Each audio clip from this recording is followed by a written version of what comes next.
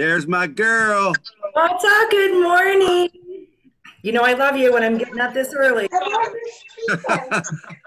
I love it because I know it is 7 o'clock your time, right?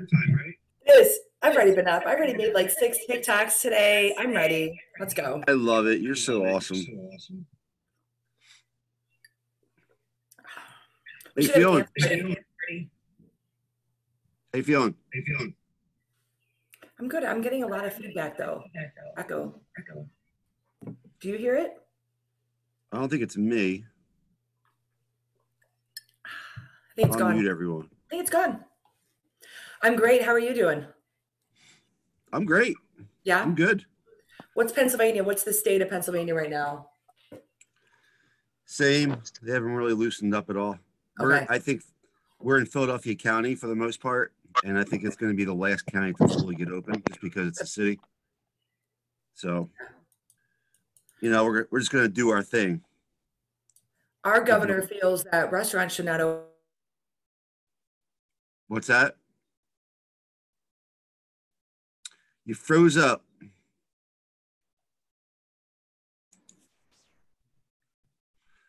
Well, until Caryn unfreezes. How's everyone else doing? Good. How are you? Good. So far, so good. Mr. Summers, how are you? Doing well here, Chris. Fantastic. Chris, you have a bit of an echo. I don't know why. Hold on. Oh, now you're good. Is that better? Yeah. Cool. We'll start as soon as I think Caryn's trying to get back on. I think she froze. Brr, I froze. It's going to snow here on Saturday, so I should be freezing. All right. So without further ado, my name's Chris Stevens, KW Philadelphia. I have a special guest today who has become a very good friend of mine and has staked her name in the KW community across the world. I want to introduce Caryn Prall from Chicago. And Caryn, I'll let you introduce yourself and what market center and all the great stuff that you're doing. Well, thanks, Chris. And Chris and I have a bond for each other because we both come from restaurants and have a passion for that industry too. And obviously I met him and I was like, oh my God, he's amazing. So it was an instant. And he was like the #1 team leader in the company last year in growth. And so that's pretty incredible. And I expect no less this year. Thanks, Caryn. No pressure. I know I love to challenge people. My name is Caryn Prall. By the way, my family is from Pennsylvania. My maiden name is Schmidt. So I love how everybody says the name Caryn in the East Coast. It's awesome. And I have a lot of family in Camp Hill and Harrisburg and that whole area too still. So all my cousins went to Villanova and, good Catholic German family on that side. I love it. So I'm a team leader in an office in Naperville, Illinois, which is the largest suburb outside Chicago. And I'm an operating partner in a couple market centers and investor in 5 market centers, 6 soon. And we also have a title company. Thank God I made a $1,000 investment to a Matterport company last year. Exactly. Yeah, one of my friends is like, do you want to invest in Matterport? I'm like, okay. And I wasn't a huge fan of it. I mean, and now it's evolved so much. Like when I saw it years ago, and I go, how much is it to buy it? And he's like $1,000. And I'm like, okay. And now I'm like, yes. But, and then I also host a podcast called The Messy Empire because it is really messy to build a business. And I used to want everything to be perfect. And I understand now as a leader that it's never perfect and I have to be okay with it. Tell us a little bit about The Messy Empire. It's a podcast about being messy and that I am not an academic. I literally am a restaurant girl. I love service and I also love leadership. I worked for a restaurant company, one of the best in the world, Cameron Mitchell Restaurants based out of Columbus, Ohio for 13 years. And he runs all the Ocean Primes and stuff around the country. And he was a huge influencer in my life. He wrote a book called Yes is the Answer, What's the Question? And he's always stayed a mentor to me and we've stayed good friends. And last year he actually flew out and came and spoke to all my ALC and agents. That's awesome. Yeah, it was incredible. And so I realized I love leadership. I love service. and I'm a third generation realtor. And so how could I forge those two together and build this company? I mean, 5 years ago, we had 129 agents and we have 1,000 today. We went from 60 million to $2 billion in 5 years. And it's been a disaster along the way. So I had my tech guy like he's sitting back behind me. He shared an office with me because we're out of space. So if I ask agents to share an office, I get to share an office too. And he said, he's 24 years old. He said, you should really make this a brand. Like, you should do a podcast because you're insane. And I was like, okay, if you put it together and you like run it, of course I'll do it. So here we are a year later. We're in like 52 episodes. I've learned the importance of getting things out on time, same time every week. And I've learned a lot. We're not generating revenue just yet from it. But we can now because we've reached certain benchmarks and audience views. It's like a whole new world I didn't know existed. Yeah. What are the characteristics that have attributed to your growth, as for you personally, and then also you've gone to $2 billion in volume, right? It didn't happen overnight. So what are some things that kind of attribute to that? I'm a high D personality and the behavior and the disc. I'm a high DI. No way. You're a high D? Yeah, I know. So we like to GSD. I can't say probably on a morning talk show what that means. A morning power up. And okay, I am from Chicago. I moved away for 25 years, came back. Is anybody watching ESPN on Sunday nights? I am. Yep. The Last Dance. Yep. So Michael Jordan, I'm learning a lot of life lessons through Michael Jordan. I only saw what I saw as a kid when they were winning championships, and awesome. I didn't see the back end scenes. It's an amazing story, no matter if you're a fan or not a fan of Chicago Bulls. You just can't like the Detroit Pistons, apparently. So that's right. It's true. But I never let anyone tell me that I couldn't. Right. And that was a big piece of how I just drove through no matter what. I've left emotional weights. I've upset people. I've made them angry. And I knew where the direction I was going to help other people. And so now I've been able to bring like 40 people into my businesses that wouldn't have had that opportunity. And so that's why I do it. But I think it was that I believe I have a tattoo. I wear pearls and have tattoos, but I have a tattoo or a few that says, yes, it's possible. Because I always believe that it is possible, and I'm very optimistic. And I think I was always playing the infinite game before I knew what it was called. Yeah. That's great. I love that. What have you been doing in the market center to attribute to your growth? Well, it's right now, I mean, this shift, we've been down about the same time as you guys, right? Second week of March or so. Yeah. And it's literally showing up every day. And Gary said it last week on the mastermind we were both on. Get up, show up, suit up, go to work. And for me, it's being fluid and pivot. But this time has actually challenged me in my leadership of where my gaps are. And I am taking a lot of time to understand where I screw up or where I misstep and own it and have conversations that work through it. But I think a lot of our massive, massive growth is due to our culture. We're not for everybody. We are a very special group. We have 455 agents in our office right now. And it's literally one by one helping them build their dream. And it's never what I want, it's what they want, and holding them accountable to it. And I said this last week when we were in that, and Jill Corville, do you know Jill? Yep. Yep, she's MAPS coach. Yeah. She said something to me. She coaches a few of my team leaders, and she said to me, stop loving your people into failure. I love that. And that was like, oh my gosh. And so that really taught me. It said, I will not accept average. And so when we're talking about times like today and what these challenges, and the world will never be the same again. It's funny.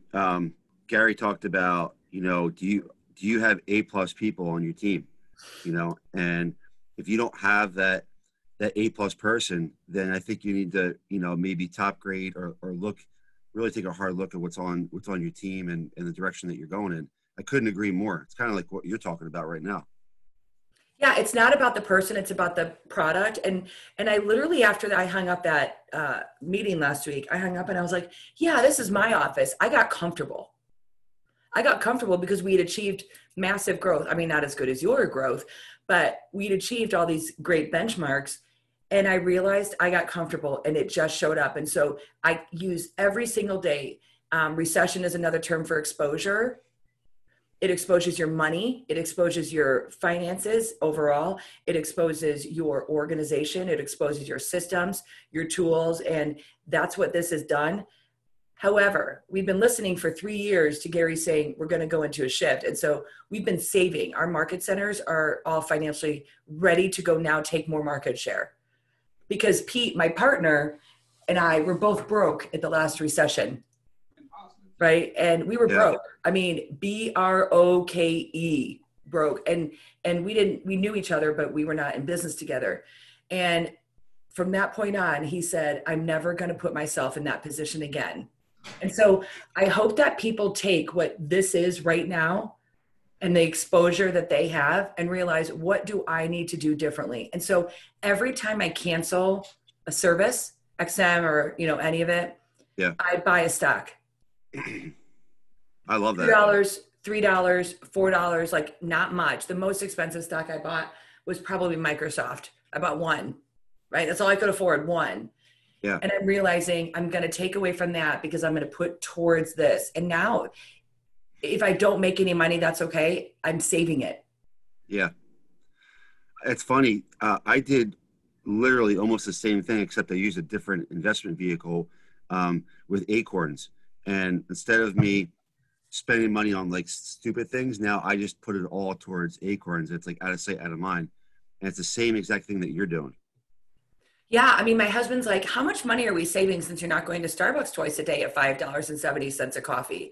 I'm like, well, I don't know, add it up, and we're all learning of what we can and cannot live without. And I think I call this God's gut check. Yeah. And so like now that. we can choose to face towards abundance and what's out there for us to grab, because we all know in a shift that once you grab the market share, it's hard to get it back once you give it up. And do you have the tools and the support to do it? It's hard. It's hard because you also have to meet people at their level. You do. And, it's funny. We talk about, success that we had in recruiting last year. The way that we're going to show up this year is not the same. Like the path to meeting or exceeding what we did last year is not going to be the same way as we did it last year. And I think with real estate, it's the same thing. If you're doing business in real estate right now, it's not the same way you're doing business 2-3 months ago, let alone in 2008, 2009. Yeah. And I have found as realtors, because we have 1,000 in our group, the ones who have a schedule, who follow it meticulously, and they've been doing the same habits every day. Yeah. None of them are worried. So I'm interviewing Josh Anderson. I think that episode will come out this Sunday. He's from Nashville, Tennessee. And he's like, I'm just doing the same thing I've been doing for 14 years. And over again, repeated.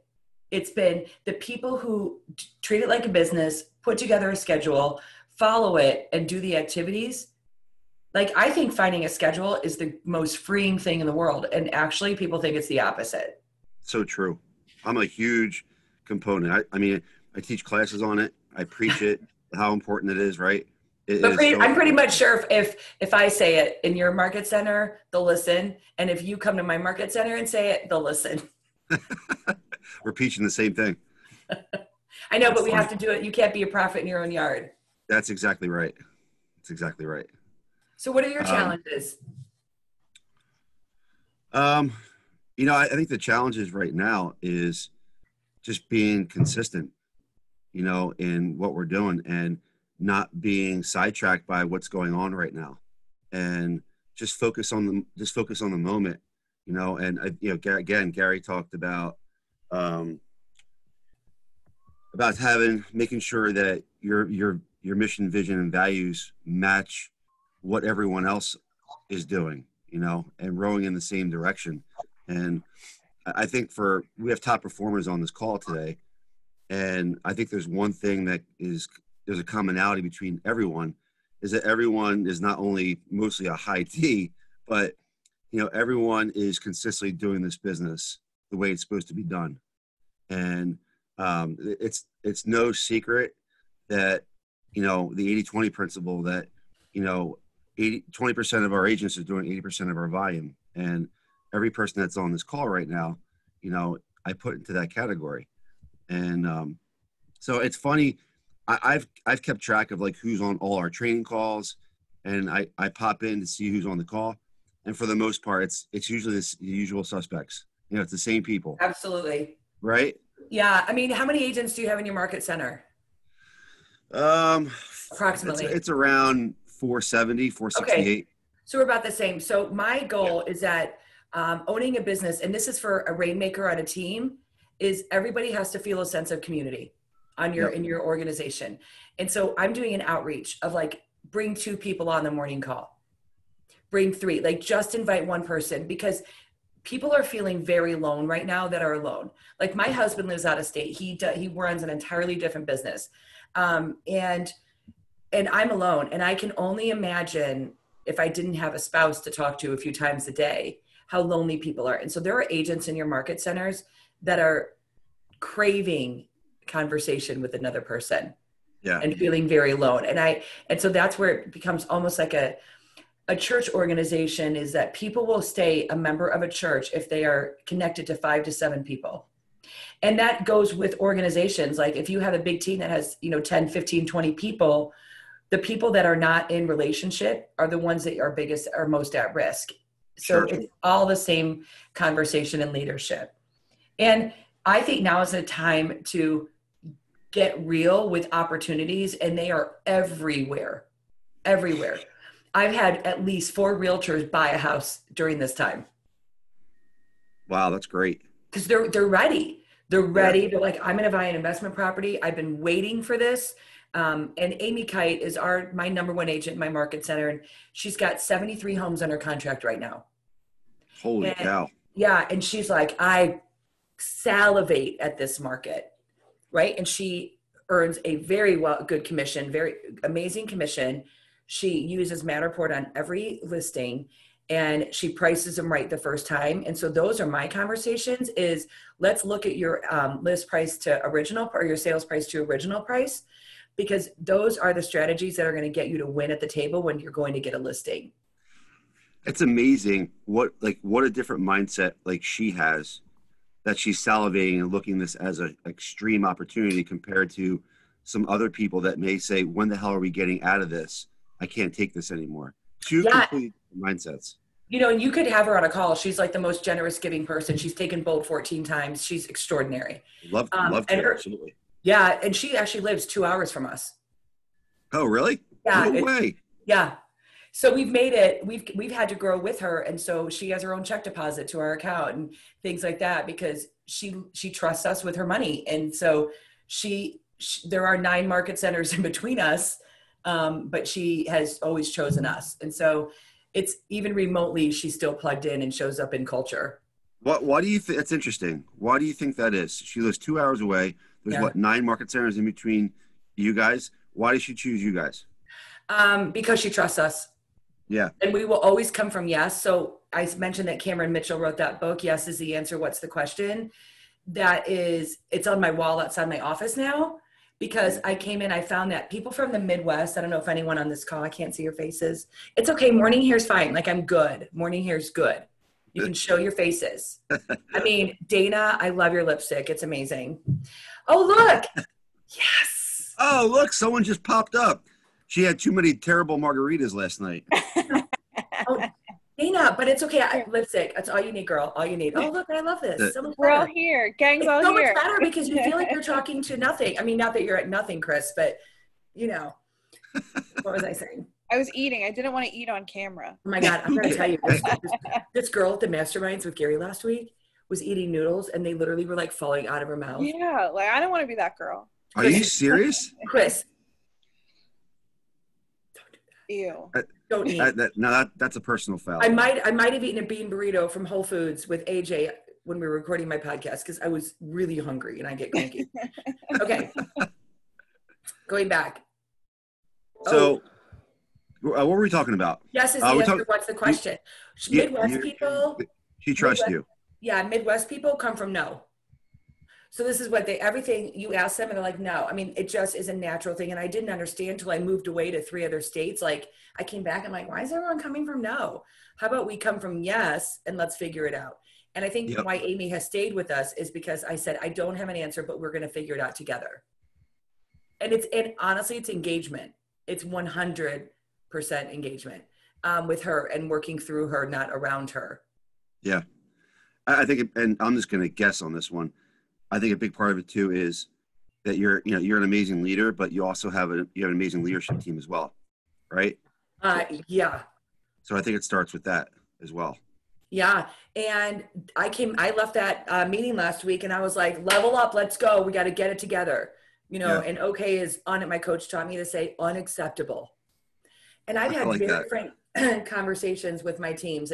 I'm going to have a coach and I want it to be you. I'm going to have an MCA and I'd love it to still be you. Here's what needs to happen. Like I am a queen of standards because Mo Anderson in standards is my gig. How she just doesn't accept anything less. And that's how I roll. And, I probably, because I come from a very judgmental Southern mother, is probably where it comes from. Yeah, I mean, I always say that your standards are the standards you set for yourself, right? Yeah, and I had one of my staff members say, "I'd like to talk." I mean, honestly, I am no BS. Like Chris, you've known me for several years now. Yep. Can I be pretty frank on here? You can be. You have no idea. You're talking about like Northeastern people right here, like Philly, Jersey. You say whatever you want. So one of my staff members yesterday says to me, I mean, I'd love to talk. I'd love to talk on the morning. You wearing apart for a minute. Yep. And I go, okay, well, let me know when you decide to not wear a hoodie and show up like a leader. Wow. Call it out. I love it. Yeah. And she was like, what? And I go, I was just wondering how many days you were going to wear it in a row. And she goes, why didn't you say something? I go, I should never have to say that to a leader. And so it's my job to really push people to think differently. And I just don't allow excuses and I want them to call me out too, right? Sure. I've never cursed at a leadership member. I've never yelled. I don't ever yell. But I do have very high standards and that sometimes that scares people away and that's totally okay because me getting comfortable for the past 6-7 months really put us at risk and that's on me. Yeah. Yeah, I mean, there's times where, I'll speak for myself that you're having success and then it's very easy to get comfortable, right? And then something like this happens, COVID-19, and then it's like, oh crap, time to get my crap together, and then you get back on the saddle again, right? So it's just a good reminder that you always have to be on your game every single day. Yeah. And I love the opportunities. Like to me, it's exciting. Like I love my growth. I'm loving what I'm learning. I could have resigned in the thought of me beating myself up and other people beating me up. But they weren't because they loved me enough to tell me. Yep. And when you're a leader, you want to make sure people feel safe that they tell you because they love you. If they don't tell you, they don't love you enough. Yeah, it's very true. Very true. I think that it's an awesome, awesome way to move forward because I have to say, thank you for telling me because you love me so much. Yep. That this is what's going on. And my whole calendar has changed. No longer am I booking 1-hour appointments. I'm booking 15-minute appointments. It's like amazing. I can get so much more done now because the way we're doing things so much. It's so much more efficient. Oh, look at Dana, put it on, girl. Good job. So we have a little bit under 10 minutes left, and I want to leave it open for questions. So feel free to ask Caryn anything. Yeah. So take it away, guys. Chris Summers wants to know where we can find your podcast. Oh, on Apple, Spotify, anything. It's called The Messy Empire. It's not that hard to get a podcast on Apple, by the way. You shouldn't tell people that. It's very I know. It sounds kind of fancy, but I was like, oh, you can find it on Apple Podcasts. I mean, not that I know how to do it. I don't. I've been debating for some time to do a podcast, but like you, I think I need someone to like set it up for me. Yeah, you do. Well, okay. So to me, everybody knows everything's a business to me. And so there are 100 of you and I'm like, AJ, we could scale this. And here's how it could benefit you. Right. And so when AJ decided to do this, I was like, great, we're 50-50 partners on everything. Right. Like I love just to bring people in business. And so now I'm like, that's a business right there. And I start businesses every day. I mean, it's so ridiculous, but if I even told you, you would shame me if I told you what I just did. Maybe I'll roll it out later, but down the road, it's almost ready. Oh, you're going to have to let the cat out of the bag on that one for sure. Nope, not yet, but I will. Okay. I'll come after you for sure. Everything's a business. Corey, I saw your comment. You got it, buddy. Caryn, thank you so much. This is Dana Friedman. Appreciate the comment on the lipstick. I had to rock it for you. And it's called Boss. Okay, I have to Love take it. a picture of that. You sent it to me. Yeah, so I put my email in the comment. I don't know if you can read it, but if you send me your address, I will be happy to send you one. Yes. I have literally like 300 lipsticks because having a Southern mother, she would always go, are you going to leave without your face on? Like, Chris, you'll never see me without makeup. But my mother was born in 1937 and she is old school. Love it. So my question is, I love what you said about culture and community. Sometimes we struggle with, some people buy in and are 100% in, and some people aren't. And it definitely disrupts the community of the team. Any tips or tricks to share how to get people to buy in, how to get people to show up? Like you said, inviting people. I love that tip. People are, sad, alone. Like maybe it's put on us to reach out and call, hey, haven't seen you on our call in a while. Will you please join today? Any other tips? I mean, I've had top agents. So maybe if this is I'll use my most fierce script with a top agent. When they go against culture, don't go to Red Day, don't participate. Like every market center has these people. Every market center has the same challenge. Oh my God, I literally think the tag is still on from the shirt. Like I'm not kidding. And I've had it oh, that's my bra. Okay. I love you. You are amazing. All right. So one of my best conversations is when they're crabby and bitchy and cranky. This is my fierce team leader conversation. Hey, Dana, listen, I want to apologize to you.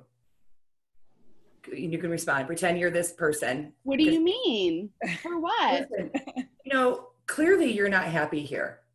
And so I want to take responsibility because I don't see you participating in culture. It doesn't seem like you're in alignment. And so I want to apologize to you if I in any way have gotten in the way of your success. So what I'd like to do is offer my entire team to help you transition out to your next opportunity. What? But I'm not unhappy. Of course I want to be on the team. Well, I would love for you to be on the team, but that includes like being part of our culture.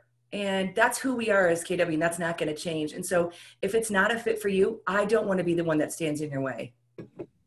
No, I'll step up. I'll join. I'll participate. I mean, it works every time because it's true. 100% true. If like, this is not who we are and this is what makes us different or better, then maybe a place is better. And if someone leaves, that's okay. Yeah. Too. I think when I've had people leave this year, it happens and people are like, oh my God, I'm like, why do you care? And there's a quote is, the flower that wants to bloom doesn't wait for the flower to bloom right next to it. Love that. Like Michael Jordan didn't go kill it waiting for his team. He went and killed it and then the team stepped up. And so if when you're a leader in a market center, no matter what role, it's, I'm going to bring you with me. And if not, we're going to let go of hands. But it's understanding why they're not plugging in, because there could be so many reasons. And I remember I left KW for a minute. I had a moment of craziness and went to Coldwell Banker because they bought me and I was shallow. And I walked in there and I was scared like the first day of school. It's scary and intimidating to come into a real estate office. And I'll never forget how it felt because nobody was friendly. And I was like, these are not my people. And even though we are friendly, and we are engaging, I wouldn't be like, no agent left behind. And that could be like a initiative that you all take. And you grab one. It's funny, real quick. I have something along the same lines when Compass was and made me an offer, and thank God I didn't take it. And so fast forward, and one of our teams that left in the beginning, I went out and had a something to eat with him, like probably a couple months ago. And he's like, Chris, I'll tell you, I know you so well. He's like, it's so good that you didn't take the offer because you would have hated it. He's like, I like where it was, I like Compass. He's like, but your personality, your culture, it just wouldn't have, I don't think it would have worked here. So it's funny for him to say something like that, right? Whereas going to somewhere like Compass, it doesn't have the same alignment in regards to culture, and then staying at KW, like he knew the difference. And he knew me well enough to know that. I agree with you, Chris. I have a oh, someone's making coffee. I have two teams that went to Compass, and you want to talk about lack of culture. They will not even office in the same building. Wow. And I'm like, and they weren't a fit, and I was laughing at one of them. She was an investor with me in another market center we have. Okay. So I thought she's in. I was looking through on my coaching numbers because I'm digging deep, right? Because I put it out there to Gary where my gaps were. So I'm super accountable to the most accountable human being in the world. Yeah. And I was looking through my numbers and I realized she did not give $1 to KW Cares last year. And I thought, only $1. Like, I don't expect people to do anything. And I thought, wow, I didn't even pay attention to that. Yeah. It's where you least expect it, right? Yeah. I mean, and that's okay. And I wish people success and I wish them well. And, but one team I terminated and then went to Compass, and then this other team went to Compass a few weeks ago. And if it works for them, that's great. But I'll tell you what, I love that people are switching brokerages during this because it's giving us still more momentum to go gain more market share while they're down making a transition. Like, let's go get it all day long. Yep. I think we have time for one more question, and then we'll let Caryn go. Who's got a question? Well, then. I got one. I got one, Chris. Go ahead. I wish I could undo my video. Actually, my daughter's a mess. Now, just with the focus of market centers, teams, and I apologize. I imagine you have your own sales team, or is it just the market centers at this point? No, I just don't like buyers and sellers. No offense. I'm right there with you. I don't do sales myself. I understand that. But either way, I'm sure you do have, different businesses. Yeah. How are you prioritizing your different businesses, whether those that are more established but maybe need more attention because they've been kind of, on autopilot, versus the ones that, again, you're starting last week? We have some of those as well. How are you balancing and prioritizing, I guess? That's huge. Well, learning the hard way as usual. And it's, for me, my priority right now is being a team leader more than anything, because I have a great team around me to do the rest. Like where I'm an OP, I called my team leader and I said, one of my agents where I'm a team leader wants mass email blasts. I'm like, whatever. And I just don't have time. I'm not a detail person. Like, I have ADHD. I cannot sit and research that stuff. So I asked him. So I'm learning to ask for help because my partner, his name is Pete Economos, bought the office where I'm a team leader in 2010. He's younger than me. He'll tell everybody. He taught me a lesson that said not asking for help is a sign of weakness. He said, you Schmidt girls, I'm one of 5 daughters. My mother basically funded and raised our whole family. My grandmother was one of the original broker owners in the country. She opened a brokerage in 1960. So we are very strong, independent women to a fault.